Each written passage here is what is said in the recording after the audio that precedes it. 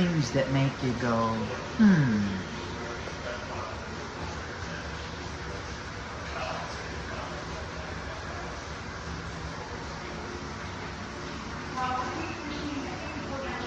I'm no rocket scientist, but,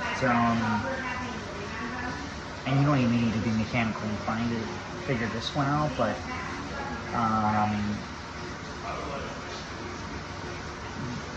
why you would think that that would not leak installing it like that.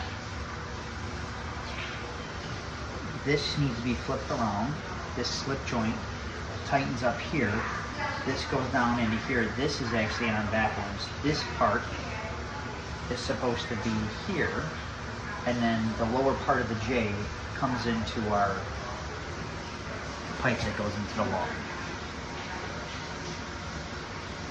That's why you always need a home inspection.